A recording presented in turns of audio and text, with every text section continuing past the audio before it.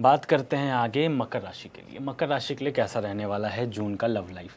मकर राशि वृषभ राशि आपके 5th हाउस में आती है और वहाँ के स्वामी बनते हैं शुक्र, जहाँ पे पहले से ही सूर्य देव विराजमान है।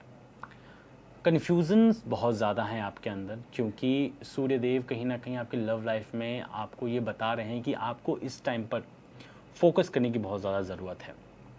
अगर मिड 15 जून के बाद अगर आपने तब तक लव रिलेशनशिप में ध्यान नहीं दिया तो चीज़ें ख़राब हो सकती हैं, चीज़ें आर्ग्यूमेंट में बदल होकर फिर एक दिन एंड हो जाएंगी। ये साफ साफ दिखता है कि जून में रिलेशनशिप पूरी तरह से ख़त्म हो जाएगा अगर आपने उस पर ध्यान नहीं दिया, क्योंकि अभी सूर्यदेव आपके पंचम भाव में रह के आपको ये बता रहे हैं कि आपको अपने लव लाइफ में ध्यान देने की बहुत ज़रूरत है।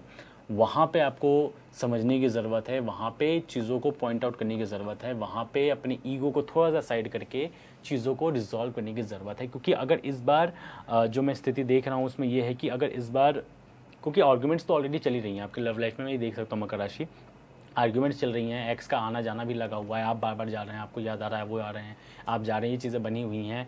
बट अभी अगर रिलेशनशिप में वापस से पैचअप हुआ है तो सूर्यदेव आपको यही एक मौका दे रहे हैं कि या तो आप इसको सॉर्ट आउट कर लो 15 जून या 16 जून के आसपास, वरना उसके पहले अगर हो गया और अगर उसके बाद हो गया, मोस्टली 15 या 14 जून के आसपास ऐसी सिचुएशन बनती है कि आपके पार्टनर से आर्ग्यूमेंट फिर से बढ़ने लगे बहुत ज़्यादा, तो फिर सिचुएशन ऐसी है कि फिर से पैचअप होना जून के महीने में इट्स नॉट पॉसिबल। आप भी कहीं ना कहीं थक जाओगे, आप भी कहीं ना कहीं आगे बढ़ने का सोच लोगे। तो लव रिलेशनशिप को अगर आपको बचाना है तो यही जून का महीना है, उसके बाद चीज़ें बहुत ज़्यादा वर्स्ट हो सकती हैं। जो लोग सिंगल्स हैं उनके लिए अभी लव रिलेशनशिप में उतना अच्छा समय नहीं है।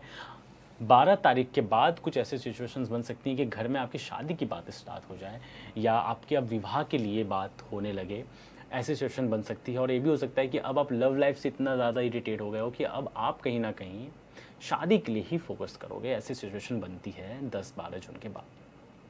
जिनका ब्रेकअप हो चुका है, नो कांटेक्ट हैं, उनके लिए ये मुझे दिखता है कि फिर से वापस से कांटेक्ट बनने की सिचुएशन है।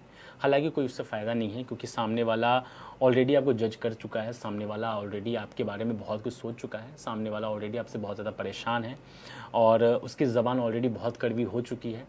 इवन आप जितना भी समझाओगे सामने वाला समझेगा नहीं। अगर पैचअप हो भी गया तो फिर से वही चीज़ रिपीट होंगी। तो मेरे हिसाब से मकर राशि वाले आपको अब मूव ऑन कर देना चाहिए, अपने लाइफ पे सोचना चाहिए और खुद की पर्सनालिटी को ग्रो करने के लिए, क्योंकि इस समय जुपिटर आपके 7वें भाव में रह के आपको देख रहे हैं तो आपके वेट गेन्स और लीवर इश्यूज़ दे सकते हैं। तो इसका आपको थोड़ा ध्यान रखना है। तो जिम, एक्सरसाइज और इन सब चीज़ पे जाइए, डेली बैलेंस डाइट बनाइए, वो आपके लिए ज़्यादा बेहतर होगा और आपको ज़्यादा अच्छी क्लैरिटी दे सकता है। उपाय के लिए मकर राशि वाले बहुत अच्छा कर सकते हैं कि शुक्रवार के दिन आप शिवलिंग पे जाके गुलाब का फूल चढ़ा सकते हैं, दही से अभिषेक कर सकते हैं शिवलिंग पे। और अगर आप चाहो तो भगवान श्री कृष्ण के पास जाके भी गुलाब का फूल अर्पण कर सकते हो, उससे भी आपकी लव लाइफ में थोड़ी सी सिचुएशन सही हो जाएंगी। इसी प्रकार की वीडियोस देखने के लिए हमें सब्सक्राइब करना ना भूलें और एस्ट्रोलॉजी से जुड़ी लेटेस्ट जानकारी के लिए डाउनलोड करें माई ज्योतिष ऐप।